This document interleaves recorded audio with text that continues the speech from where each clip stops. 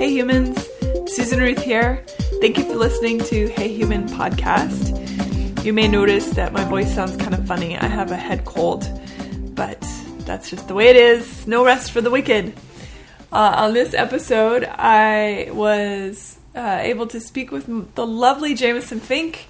He lives in New York. He is a senior digital editor for Wine Enthusiast, and he and I became friends on social media, and he came to Nashville and sat down in my kitchen, and we had a conversation about wine and food and life and bedbugs and all sorts of things. Anyway, I learned a lot. I don't know a whole lot about wine other than I like the taste of it, and that's about it. So he schooled me in a bunch of stuff. It was very interesting. As usual, a lot of the stuff that he talked about, I put links on heyhumanpodcast.com, so you can check out some of the books he mentions and the various websites and things. And so also, Hey Human is on iTunes, and I now, for all you Google phone people, I have Podbean. So if you download Podbean app, which is free, you can listen to all the Hey Human episodes on that, which is pretty cool. All right, without further ado, as they say out there in somewhere, well, here, we say it here, and that's good enough. Jameson Fink, senior digital editor, Wine Enthusiast, here we go. Hi, Jameson. Hi. How are you? I'm good.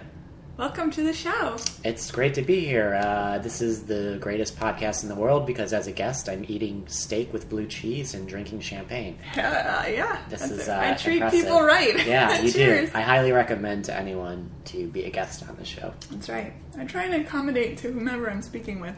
I am very well accommodated. Thank you. I'm glad. So, Jameson is the senior digital editor of Wine Enthusiast. It's a very cool job, I'm sure. It has been cool, yes. I've enjoyed it. How long have you been doing that for? I started working at Wine Enthusiast in November when I was living in Seattle. I got this job and I gave away everything I owned except for what would fit in 2 suitcases and moved out to New York and started this job.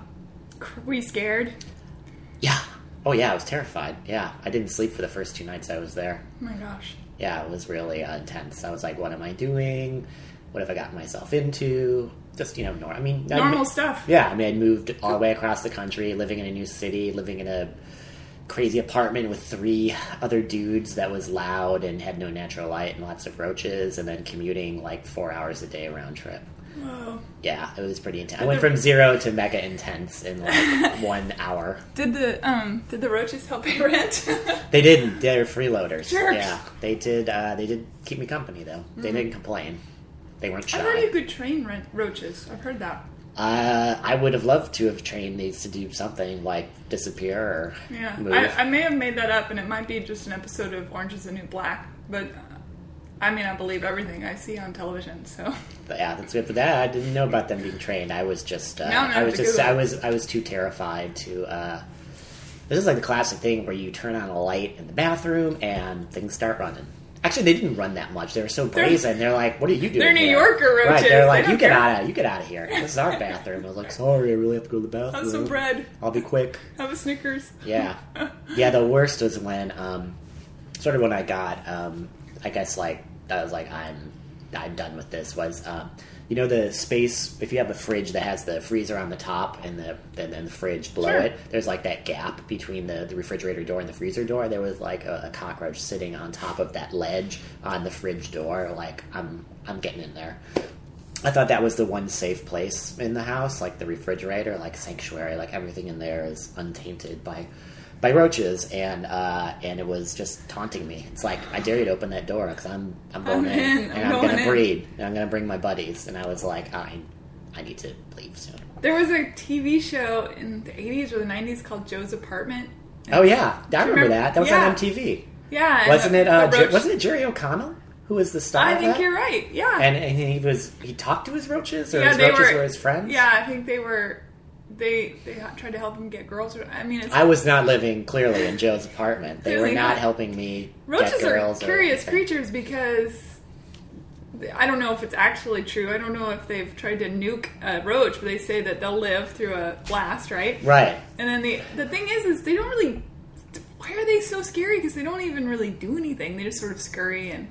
I think it just they represent uncleanliness and filth and disease, whether that's fair or not. I mean, I think that's the thing. I think they have a somehow. I guess maybe they're sort of they kind of look like like the aliens from Alien. They do. So I think they're sort of more. They need to fire their PR team because fleas carry way more disease. Right. And nobody really talks about fleas. It's all about... That's true. The bed bugs, that's pretty nasty because they bite you and stuff. But cockroaches won't even bite you. They don't that's care. True. They want your sandwich. I just read a book about bed bugs. It was really interesting, written by this science writer. It was a fascinating study. It was kind of... the good thing is I never read it while I was in New York, so I thought people would look at this dude reading a book about bed bugs and be like, that dude has bed bugs.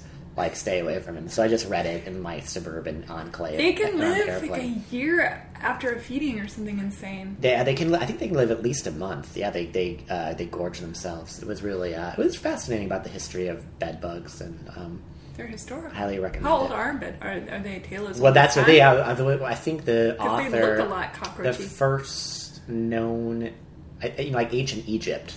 Supposedly there are bed bug carcasses with like the pharaohs and stuff in their tombs. I don't know if they were like purposely buried with them or they were just part of the shrouds. Yeah, because beetles, everywhere. and they're very beetle-esque, and beetles are a big deal in the Egyptian That's mythology. True, but beetles are bigger and bed bugs are pretty tiny. But they've been around. They've been with us forever.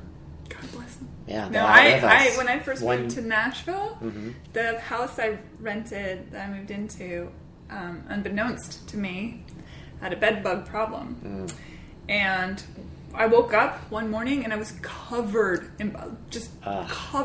I thought I had some sort of rash or something. Yeah.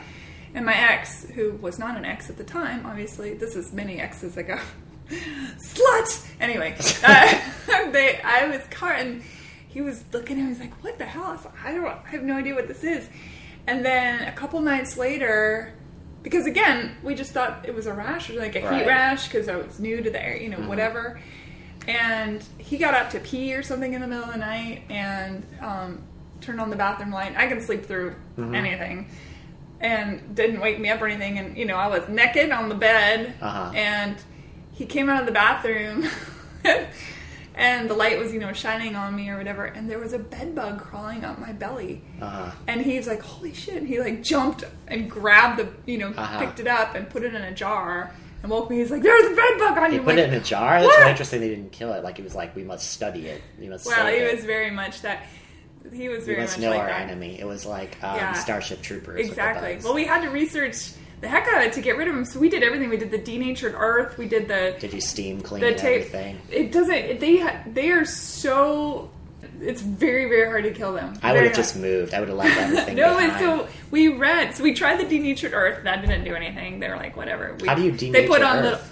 It's what they call it. It's made out of they cull it from the bottom of the ocean, and it's made out of like the shells of shrimpies and crustaceans and things like that. I'm not sure why they call it denatured earth.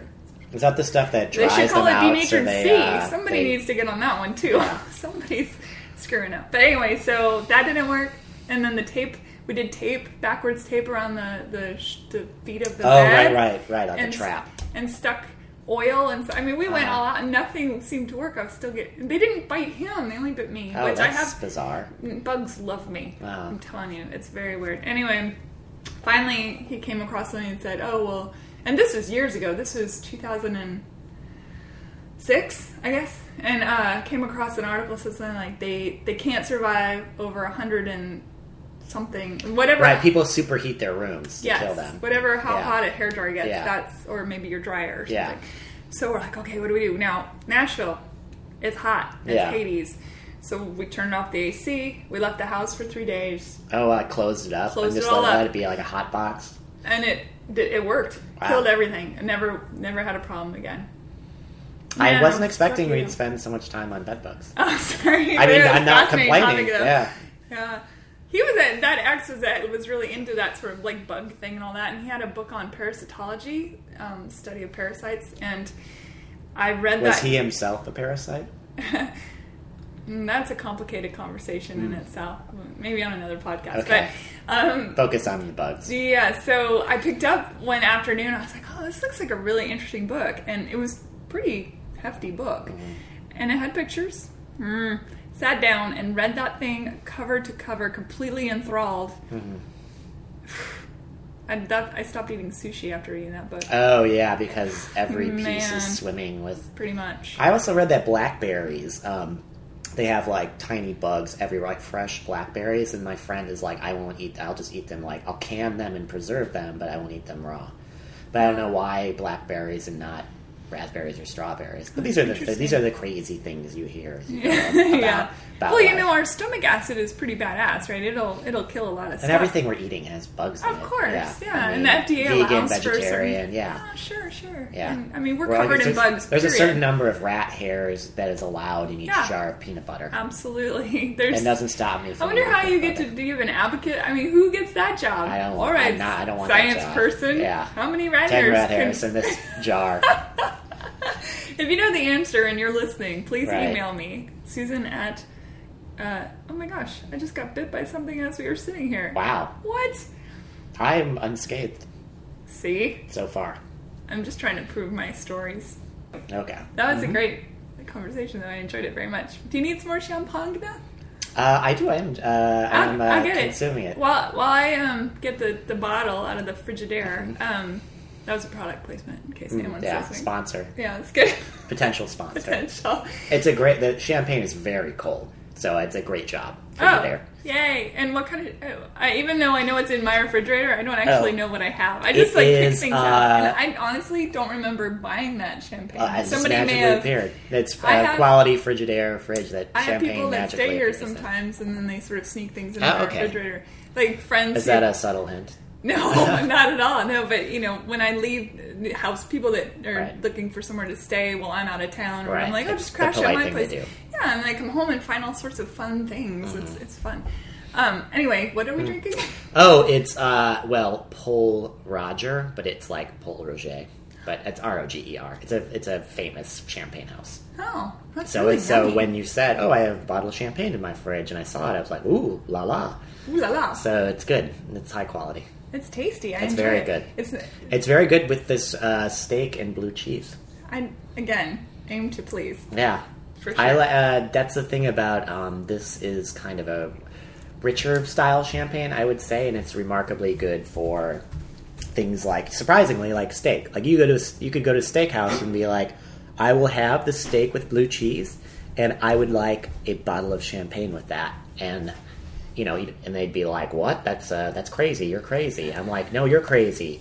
You don't have to drink Cabernet. There's the sort of the steakhouse kind of cliche is called like a slab and a cab. Like a slab of meat and a Cabernet Sauvignon. Not that that's not good, but didn't they stop making? I know that back in the day they said, oh, you have to have white wine with fish. You have to have this with. Your quesadillas must be with rosé. I don't think anyone ever said that. And then steak. That's great. That's fine. I did not have to be, but quesadillas and rosé that's cool. But now they've changed it, and they say you can drink. They've thrown caution to the wind. Yes. Yeah, we've gone crazy in the world of wine. Well, there's a very famous book that I think it's really hard to find. It's Jeffrey Rosengarten, I want to say. It's called Red Wine with Fish. That came out a while ago, but yes, you can. Well, first of all, look, if you're paying money, if it's your pleasure, if you like sushi and Cabernet, which a lot of people would be like, that sounds pretty gross, but if that's what you want to drink, it doesn't mean it's wrong or it's like scientifically wrong. But see, I think sushi and Cabernet kind of, maybe not yellowtail, but tuna is very meaty. So I mean that makes sense to me.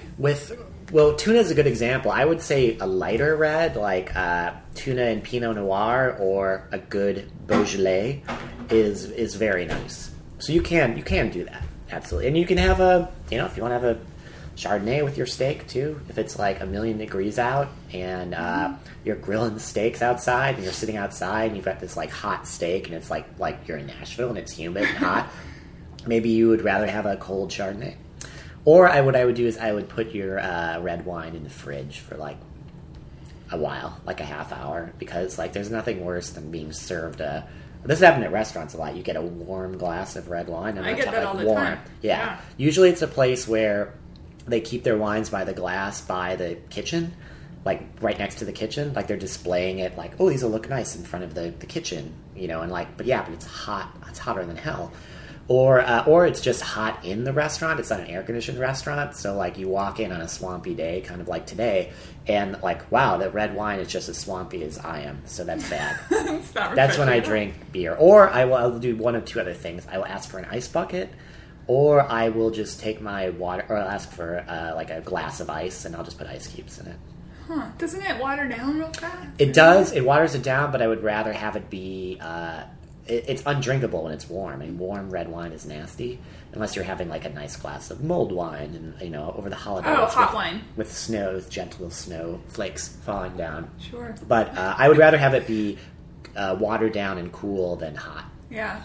When I was in high school, my friend Jill, shout out Jill, how do you do? Hi Jill. Hey Jill. She always put ice cubes in her milk. Ugh, I thought that was the grossest thing ever, but she loved it. Mm-hmm. She likes their milk ice cold. Mm-hmm. That's true. Milk, you never see people put ice in milk. Yeah, I found it quite strange. She's a lunatic, clearly. Clearly, she's a lunatic. Ice in your red wine, that's fine. Milk, you're insane. But your favorite is rosé, is it not? I would say my penultimate wine would be Rosé Champagne, which combines two of my favorite things, rosé and champagne. So to me, that's like the ultimate expression. I like the flavor of it, and I love the color of it. It's really beautiful. Yeah. I think rosé just looks pretty, and it's always... I feel like when you go, especially in the winter, if you go to like I'm having a party, bring a bottle, can I bring anything? I'll bring a bottle of wine. And like, I feel like 90% of the people, especially in winter, will bring a red wine. I agree with that. So I always bring a white or a rosé, because even in the dead of winter, I mean, you have this like rosé, and it's like, it's so pretty. And then also when even if it's freezing outside, you like go to someone's house at a dinner party and they've got like an old timey apartment with the radiators and it's like a kiln in there. And so now all of a sudden you were freezing, but now all of a sudden you're in this like hot, crowded apartment, like drinking, like a big bread. And it's like, look, I have a well-chilled bottle of white or rosé. And you are the hero. I don't think I'd ever had a rosé until I met you. Mm. And technically met you is in quotations because when I first met you was Skype. The internet, yeah. Yeah, and you said, go pick out a rosé from France. Yep. And the one I picked had a rooster on it. Yeah, the VA Ferme. It was good. VILLEFER. Vide. Yeah. It's got a rooster on it for a good reason. Mm-hmm. Or no, is it a chicken? It's a chicken. It's not a rooster, right? I mean, I didn't look under the feathers. Sorry. Yeah, they didn't. It wasn't a pop-up bottle of wine. No, Wouldn't that be cool? A pop-up label? That's actually not a bad idea. I think that would be pretty cool. Fun. If somebody steals that from me, please credit and send due. royalties. Yes. Or free wine for life. Mm. No, dry rosé is. It's become so popular now, but I'm always behind the curve. I guess. Come on. I guess but the thing I would like to see is, everyone's drinking it in the summer. Like, it's a great. It's probably my favorite Thanksgiving wine, and whatever holiday you celebrate. But winter, like I like to drink in the winter because it's evocative of. It's like reading a magazine, reading a story about tropical beaches in December. You want to be transported, and sure. I think rosé is very transportive just by its color, and especially when it's someplace like like from Provence or something where you can kind of mentally take a little voyage there. I went to an Italian restaurant the other day for lunch, and because you were coming to visit, I thought, I'm going to get a rosé in honor, even though you weren't there. Mm-hmm. And Thanks for thinking of me. You're very welcome. It was a very odd color. Mm-hmm. It wasn't rosé color, and it wasn't red color. It was sort of the burnt umber crayon in the Crayola box color, maybe a little lighter. It was really yummy, but like rusty. Almost rust color. Does that still count as rosé, or is there a rust version? Yeah. I'd like a glass of rust, please. It's rust with an accent mark over the U. Rustu. Yeah. Rustu. There you go. Well, a lot of it depends on. The color of a rosé depends on all the juice in red wine is clear. It's the skins that have the color. So the color of a rosé will depend upon how long the juice is in contact with the skins. So usually people are like, okay, it's got the color I need. All right, get it out of there. Get it out of there. Get it out of there. Get it away from the skins. So usually that's how people make rosé. But some people leave it on longer. It might be I don't know. They could, maybe it's a thing with like oak aging that gives it that color. Maybe they expose it to oxygen to give it like an oxidative flavor, which is kind of like a nutty almond thing, like what a dry sherry would have. So it could be a winemaking technique. It could be a wine that like got cooked.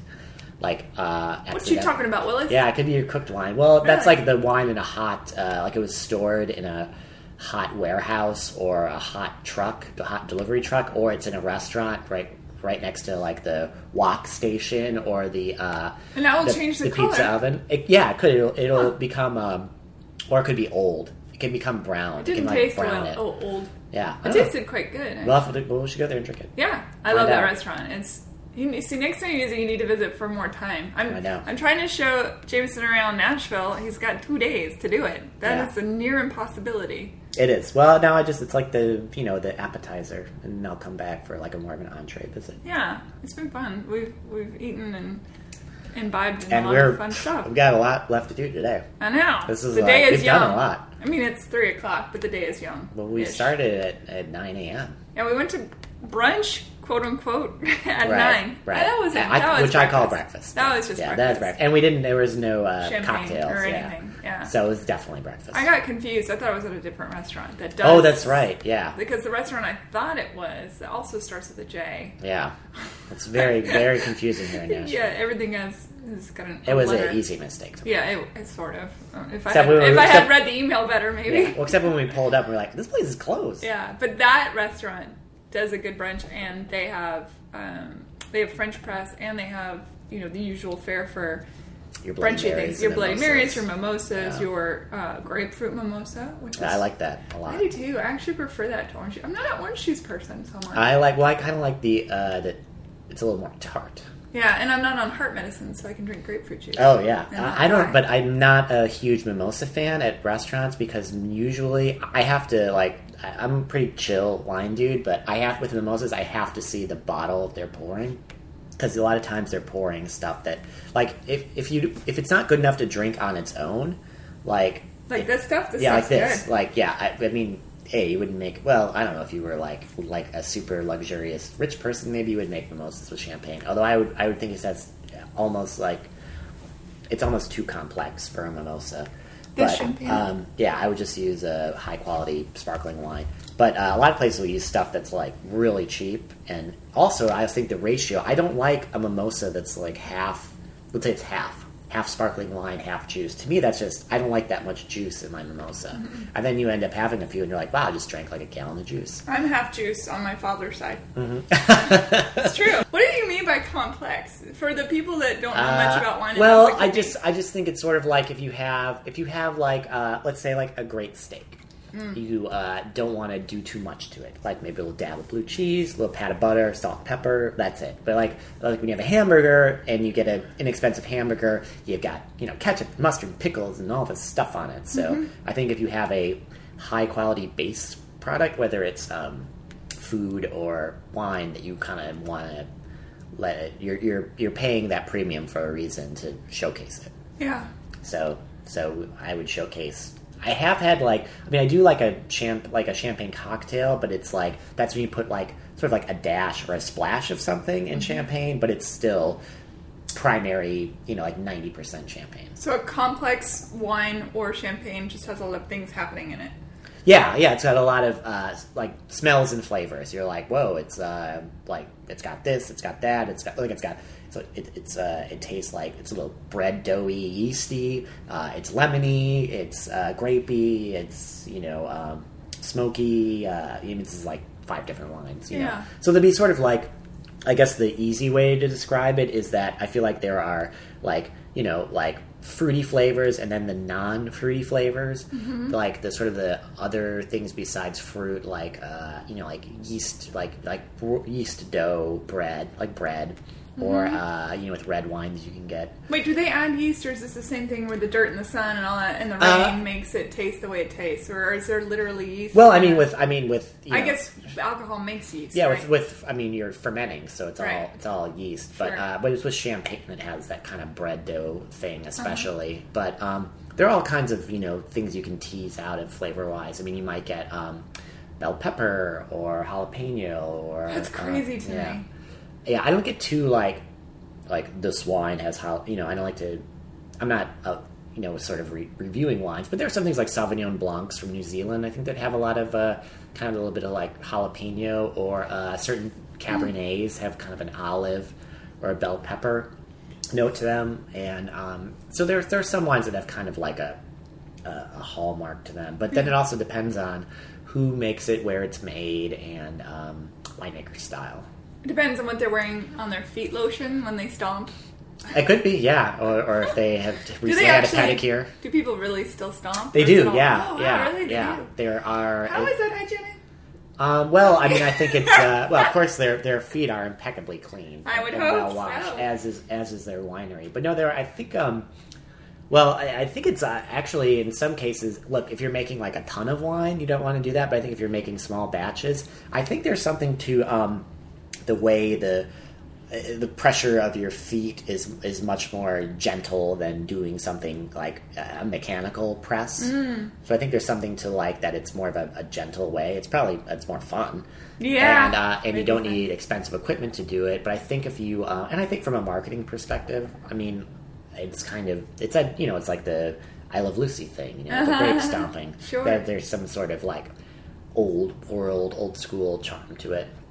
Unless you're, like, germ phobic, I come from a long line of wine stompers, that kind of thing. Right, yeah. And I think it's a thing where everyone in the winery gets involved. It's kind of a family, whether it's a literal family or your winery family. It's like everyone gets in and steps on the grapes, stomps on the grapes, and it's sort of a rite of passage. How old were you when you liked the taste of wine? Well, that's true. I mean, things like, it's like when you eat certain foods as a kid and you're like, ugh, gross. Like, I never liked pickles as a kid, and now I really like them a lot.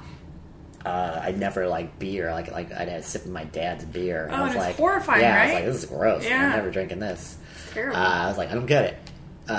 Wine, I probably was in college, and I had a couple of good friends who lived in this off-campus house, and there were a lot of international students there from all over the world attending the school, and we'd cook dinner, not weekly, but we usually cooked, like, very kind of college vegetarian hippie type stuff, like a lot of beans and rice and things like that. So where'd you go to college?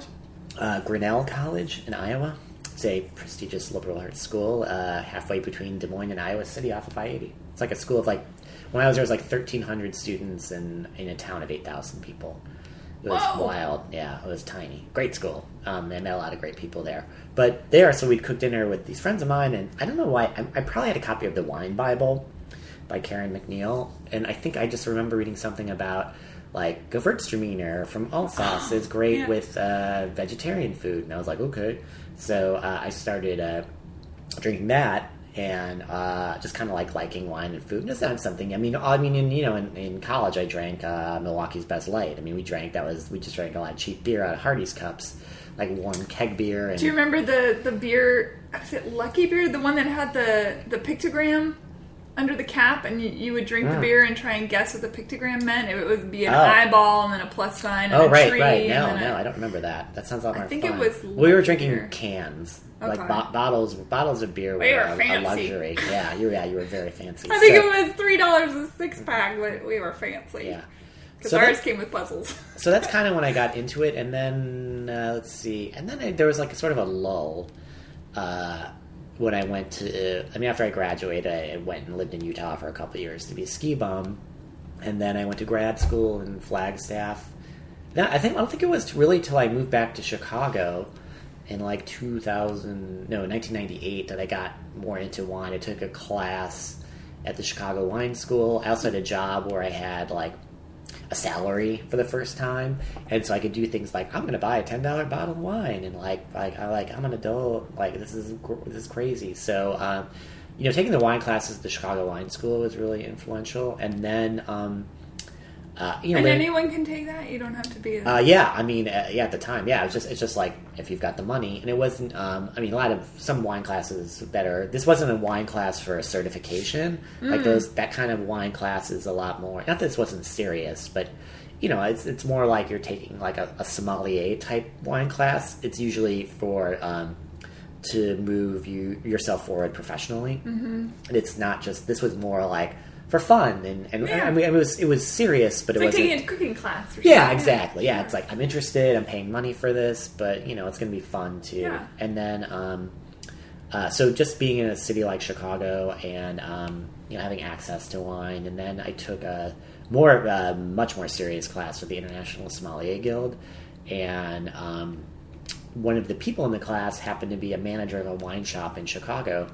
And she was looking for weekend help, and I had a full-time job, and I was like, yeah, I'd like, she's like, great, you want to work Saturday and Sunday? And I said, you know, I got a full-time job Monday through Friday, but I said, yeah, sure. So that was really, you know, then I was like, you know, like ensconced in wine, and I the people I worked with were super wine geeks, and I got introduced to a lot of things, but I definitely started... It's that immersion thing. Yeah. You learn a ton because everyone yeah, around you're working you. and you're surrounded with it, yeah. And I worked with some really, you know, super chill wine people, too. I mean, they were very... you know, the antithesis of whatever people might think of. Although I think that's really sort of a dying kind of archetype or stereotype about most wine people. Most of them are pretty chill. They like drink cheap beer out of a can when they're not working. So, would you say you have one of those refined palates and noses that can find all the things that you're supposed to find in a bottle? No, I don't think you're supposed to find things. I mean, taste is so subjective. I think one of the things that I think descriptions are useful because you kind of want to know. I mean, it's like a recommendation. It's like, what was this restaurant like, or what was this movie like? I mean, you want someone to be like, it was like this, that, and the other thing, and here are some specific details. But I don't think it's you're supposed to get things. Like I said, I mean, maybe there are a few like wines that have like kind of like telltale signatures, but I think in general, it's it's a little all over the place. I think it's more sort of like an exercise to get you thinking about it. You know, just sort of like stopping, slowing down, savoring and thinking about it. Like, what do I taste in here? What do I smell? And then when you get more into it, you're like, why does it have that taste and smell? Is it because of where it's from, the vintage, the winemaking style, right? All the factors. So that's when you can kind of get more into it. But I think a lot of it is just like, I mean, it's I mean, taste on any level, and whether it's music or wine or cars is subjective, I mean... I like it when I go into a wine store and they have the notes written out, almost as if you were in a bookstore where the people that work at the bookstore say, oh, I love this book because blah, blah, blah. And they have all the shelf of the recommendations. Right. I like it when the wine stores say, oh, I like this one because this, and this. And maybe the next person has also a write-up on it, but it's a little bit different. And a million years ago, when I enjoyed the taste of wine, and it's funny you said the I can't ever say it. Gewürztraminer, yeah. That was the one that I liked when I first started drinking wine. I thought it was great, and now I can't drink that wine. It gives me a stomachache. It's too sugary or crispy or something. Yeah, or some of them. I mean, it's a kind of a grape where some of them can be really sweet, and some of them can be like totally dry. And I'm not a fan of sweet anyway in anything. Right.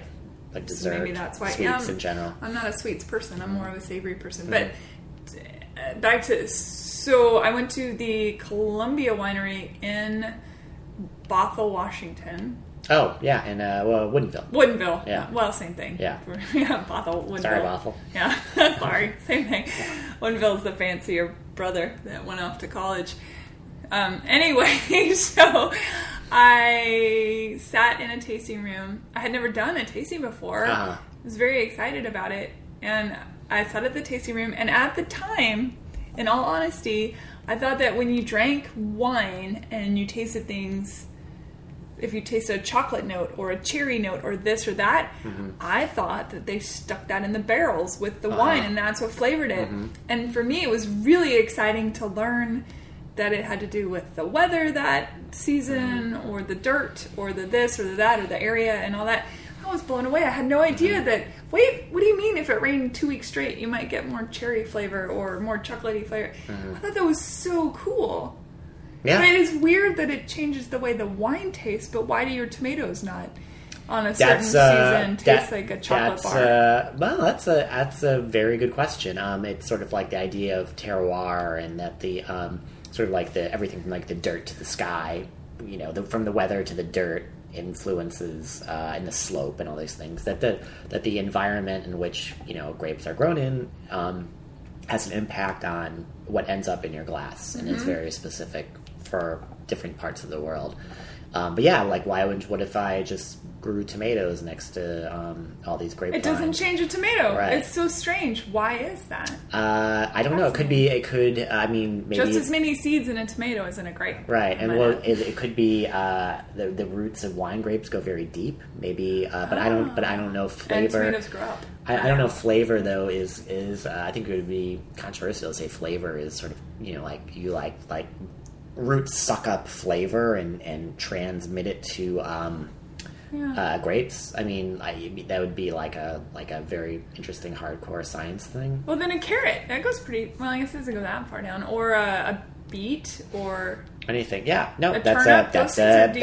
that's a interesting argument. Somebody against needs to email me about that terroir. too, because I'm very curious why it is that wines taste so different, but other fruits and vegetables do not. But hey, it's like like Walla Walla onions, sweet onions. Those are so good. And or the Vidalia onions. Vidalia is delicious. So those are like very specific type of onions that taste different and have a much higher. I think it's a sugar content also, but they're like a protected signature item. So maybe that's kind of the argument for a place and soil affecting a product, so things like that. And I think, you can definitely tell the difference between a Walla Walla onion and a regular run-of-the-mill Bob's Your Uncle onion. Yeah. No, I agree. So, I mean, maybe just answer the question. So that day that I did the tasting at Columbia Winery, it was hilarious. So you drank the wine and you picked what you liked, and you wrote on a piece of paper, I'll have 6 of these or 12 of these or whatnot.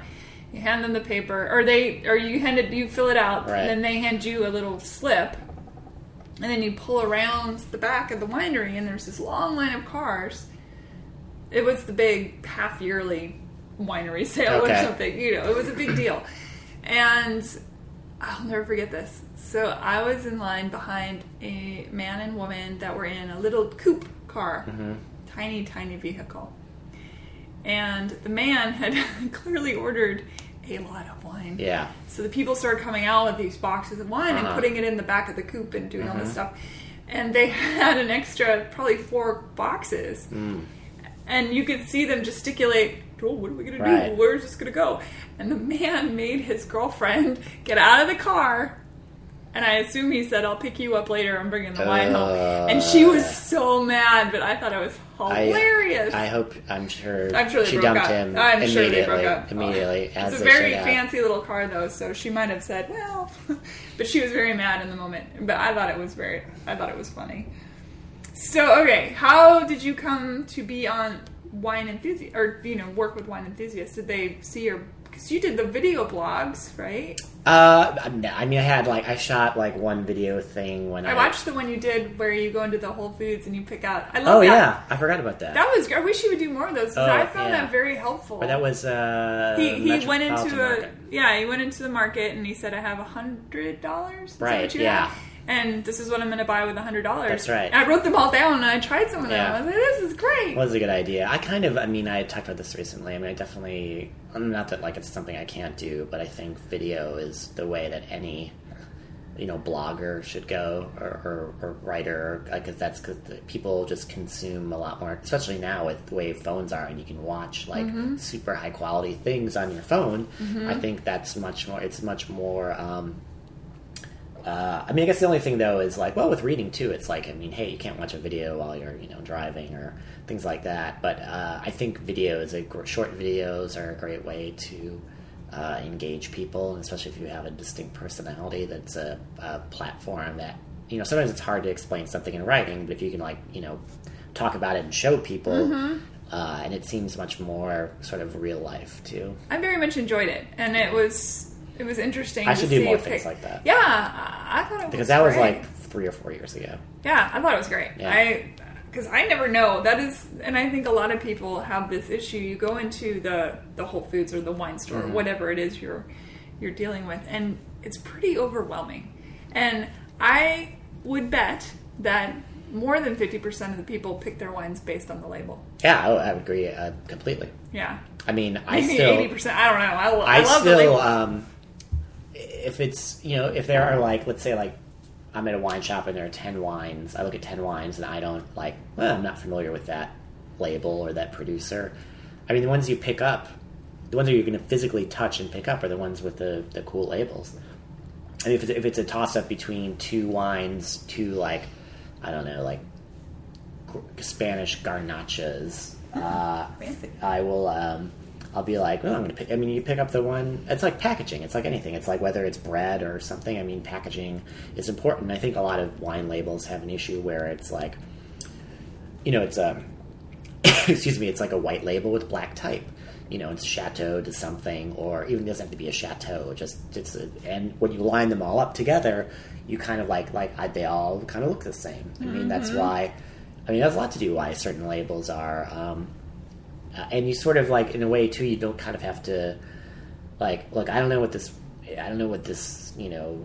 wine region is or what this means, but I like the label. It looks good and it's the right price. I mean, I'm sure I know a lot of people pick out wines like that, and it's not a bad thing. I think it's more something that, from a marketing standpoint, that wineries and beer, I think, is much more savvy with that. I think wine is finally catching up as far as label design. I mean, look at if you go to Whole Foods and you see, the wines that they stack, where they drop, it's a huge wine display. There'll be 100 plus cases of wine. I mean, they're going to pick something that has a very nice box, a box with a lot of colors, and the label have a lot of colors too, because they don't put any outside frilly decorations on it. They just don't do that at Whole Foods. They'll have their chalkboard and all the wines stacked up. So they're not going to pick a wine that has a plain white box and a plain label and put 200 cases there because it looks just dull. Boring. But if you have this wine with this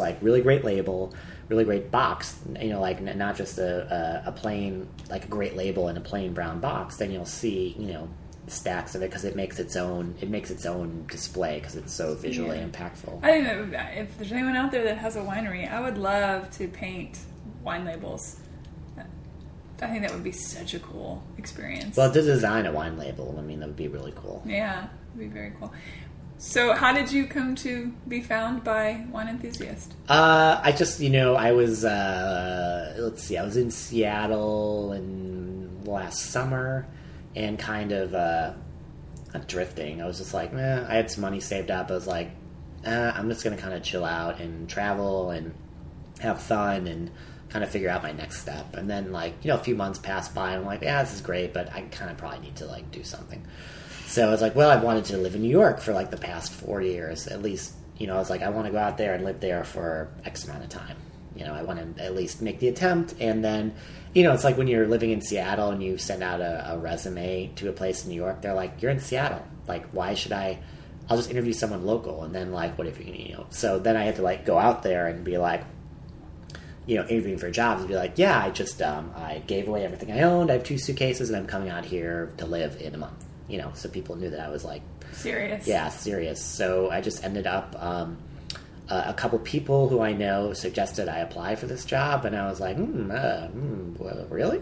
And, I ended up applying for it and went through quite a few. There was a long interview process. It was definitely, not that it wouldn't be something that was very rigorous and serious, but it was I don't know, it was it was rigorous. It was very rigorous, and I talked to a lot of people about it, and it was, it was definitely seriously vetted by them and by people who knew me, and because wine has a long history of being, I don't want to use well-to-do, snobby, I think. Yeah. And when I think of magazines that talk about wine, I think of oaky rooms with men in suits. Yeah. And well, that's an issue with wine. I mean, that perception is still an issue, and I think that's something we try and do with, when I was on the magazine side, is that we have there's a section of the magazine called The Crush that's very art-driven and photo-driven and more trends, and also, we travel and beer and cocktails and recipes. So just sort of casting a wider net, because I think, people are interested in wine are probably, they like to eat and they like to travel. Yeah, and wine is intimidating. Yeah. The idea of... So if you can give people some other things to kind of latch on to, oh, look, they are into beer too, or they they want to go to Tasmania, or here's a cool recipe. I do enjoy that magazine. You sent me a copy, and I had seen it before, but I enjoyed it. There's not a lot of magazines where cover to cover I'm brought in, and I felt that was that's Wine great to hear. Yeah, that is our goal. Yeah, because it speaks to, I have a lot of interests, and I felt as if it was speaking to many of those interests. It wasn't all one all the time. For me, that would be boring, I think.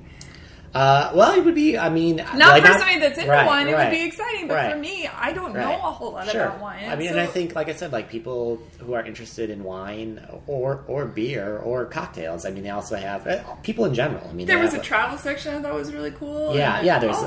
So, I think that's just kind of the way... like my friend Clive, who he writes for Peloton, it's a cycling magazine. He writes about wine for them because a lot of people who are hardcore cyclists, they're traveling the country. They're cycling in France and Italy and these places with like famous like cycling races.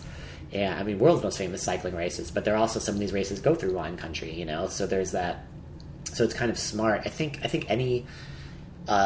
Or ski magazines. I mean, ski magazines will have things about food and that. So I think any sort of kind of single subject, I think it's the way you have to be now. You have to be like, who are our readers? Look, they're here because we're a ski magazine or a wine magazine or a cycling magazine. But also, and they are interested in other things too. So let's cover that. Look at the heart of the matter. It's a wine magazine. It's a skiing magazine. It's a cycling magazine. I mean, like the name, look, it's Wine Enthusiast. Wine is the first word. So that'll always be the driving force. But I think it's important for any medium that deals with a subject like that people are very passionate about, that like we all have broader interests, and let's acknowledge that and embrace that and celebrate that, but never forget what at the heart of the matter is. It's about wine. Okay, I'm going to give you a Jameson pop quiz, so you can't get anything wrong because it's all about you. Okay. It's the best pop quiz ever. I could still be very wrong. Favorite movie about wine? Favorite movie about wine? God, I don't know if that movie has been made yet. Favorite movie about wine? I don't have a favorite movie about wine. Is there a movie... Oh, you already failed the quiz. I know, I told you I could fail it. Well, it's okay. I'm still waiting for it to be made. Did you like the movie Bottle Shock? That was a great movie. I know they took liberties. What about Sideways? Everybody loves the movie Sideways. I think if I watched it now, I would probably be more sort of appalled by the behavior of the men in that movie. They were pretty appalling. Yeah. What about that one with the two guys that go across Europe and they eat and drink their way through? I can't remember the name of the movie though, but I enjoyed it. Maybe you have to not know anything about wine to be delighted by movies like that. Mm-hmm. There's probably some movie that has a scene with wine in it that I really like, that I think is sort of emblematic, but that would be, I'd have to think a little harder about that. Godfather. There's a lot of wine in the Godfather. Yeah, sure. Or Goodfellas. Okay. Maybe more something like that would be more appealing. Okay, favorite book about wine or referencing wine? Probably my favorite wine book is actually it's the Scratch and Sniff Guide to Wine by Richard Betts. Is it really a scratch and sniff? It is, and its format is like like those children's books that are like sort of like cardboard, and laminated. Sure. Yeah. It's like that, and it's really clever and welcoming, and I think kind of like what I alluded to earlier about flavors. I mean, he could sort of decides it into like there's fruit flavors and there's like wood flavors, and like wood as in like oak barrels and. Mm-hmm. That's why I like Chardonnay. Yeah, it's just really a charming book that like when I read it, I was like, oh, I think it's a great approach and it's very welcoming. Uh-huh. I think that is, I love it. It's really and he did another book about whiskey, sort of the same format that I haven't read, but okay. I would say that, and I still look. I mean, the first wine book I ever bought was The Wine Bible by Karen McNeil, and she just came out with I would just call it a new version, not like an update, because it's like pretty new. So mm-hmm. I think most people starting in wine, I would say most of them, their first book that they bought to start getting into it is probably The Wine Bible. We probably all have a dog-eared copy of it, and It hasn't come out yet, but I'm looking forward to. I'm a big fan of Marissa A. Ross. She's a really cool wine writer, and she's Bon Appetit's wine editor. That's a great magazine. And she has a book coming out next year that I'm really looking forward to because she's really funny and cool and chill. So I feel like this book is going to be a great reflection of her personality and perspective and attitude. Mm-hmm. So there's just not. I think that's something that there's not a lot of. I'm trying to think of like personality driven. I guess wine books tend to be more sort of like, here's the information you need, and it doesn't. I mean, actually, Karen McNeil does a good job of kind of injecting her personality into it. But I think with Marissa, her book is this is what I expect. I mean, it's going to be just high energy, funny. I think it's going to be funny too. That's another thing that's really missing from World of Wine is humor. People. I mean, she's a comedian too, so I mean, she's got a lot of talent in that way. She's got a lot of talent, period. So I'm looking forward to her book coming out. But I would say I'd probably get a copy of the Wine Bible and then get a copy of the Scratch and Sniff Guide to Wine. I also like Andrew Jefford wrote a book, and this is getting more like hardcore. Mm-hmm. It's called The New France, and that book sort of took my novel of French wine to like unseen heights, because he really breaks down every single region, has great maps, and he has a list of recommended producers, 50 to 100 of them, and then he has like 4 or 5. Here are some controversies or issues facing this wine region. It was written a while ago, but I think it's still, if you really hardcore want to get to know French wine, that is the book to find. Okay, best wine for a first date. Well, I think champagne would probably be too over the top. Puts a lot of pressure on someone. Why do you do that? See, I think champagne's such a great go-to drink. I love champagne. Well, I just think there's a lot of baggage that comes with it. It sounds very fancy. Yeah, I think a rosé would be great. I think something that's fun, and not that there aren't serious and complex rosés. I would pick something that's on the lighter side, and maybe don't pick a red wine, because if you spill it all over yourself, it stains. I think something just like a fresh, fun white wine or a rosé. I think it's great. I think it kind of puts you at ease. It's light, it's fresh, it's breezy, it's fun. Okay. It's not too serious and brooding, because you don't want to be too intense on the first date. Yeah, too intense or maybe too stodgy. Mm-hmm. Okay, so you're on death row. You definitely did it. And you're awaiting your execution in the morning, and so you get a last meal. And I know they don't let you drink in prison, but let's just pretend. Maybe, yeah. What would your last meal and wine beverage be? I would probably want an assortment of tacos. Oh, sweet! Probably some carne asada stuff. And some al pastor and carnitas, and maybe some lengua. Assortment of tacos with an assortment of salsas, and wine wise, I'd probably drink, even though I'd have some fiery hot salsas, I would drink rosé champagne. And then I'd also want pizza, because, this is a death row meal. Absolutely. So I'd be that's sort of my appetizer. I'd want pizza, maybe with, I like sausage and mushroom.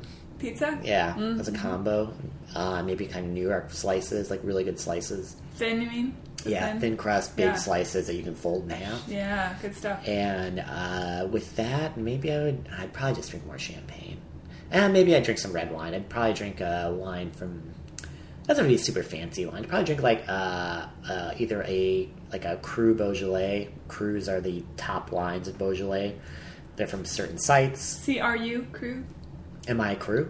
No, you said Cru Beaujolais. Yeah. Spelled CRU? Oh, CRU, yeah. Okay, yeah. Mm-hmm. So I'd have some of that slightly chilled, or there's a Sicilian wine grape that I love called Frappato, and it's a lighter style red, and I like it I drink a slightly cool cell temperature. My cold prison cell would be the same temperature as that. I'd probably drink one of those with some pizza. Nice. What about dessert? I would drink. I would have. I'd have maybe a cobbler, something just fresh fruit, not too fancy. Nice. And I'd either drink. I'd probably drink something like Chenin Blanc from the Loire Valley. Chenin Blanc grape, Loire Valley region in France. Chenin Blanc makes these incredible dessert wines, like sort of. I mean, they're not syrupy, but they're viscous, but they still have some kind of zip to them that I like, so they're not cloying. I'd probably drink something like that from there, like an apricot. I don't know, like fresh apricots and cobbler type of thing. Sure. With something of that, and then I'd be dead. Then you'd be dead, but happy. I don't know if I would be happy. Well, at least you go out with some good snacks. I would be happy about, I guess, what I ate. Yeah, I'd probably be thinking about my bad choices and the life maybe. I led. Unless you were framed. That's right. Yeah, and it was too late. Okay, what is your all-time favorite wine? If you could only drink one wine, desert island, a box or two fell out of an airplane and washed up onto shore, what would it be? It would be Rosé Champagne. Okay. Yes. Does that mean it has to come from the Champagne region? Or you're Exactly. just saying, oh, okay. Yeah. So true champagne has to come from the Champagne region in France. So so it would be like a plane straight from the... They'd pick up a couple of cases from the cellars in Champagne, transport them, in a climate-controlled environment.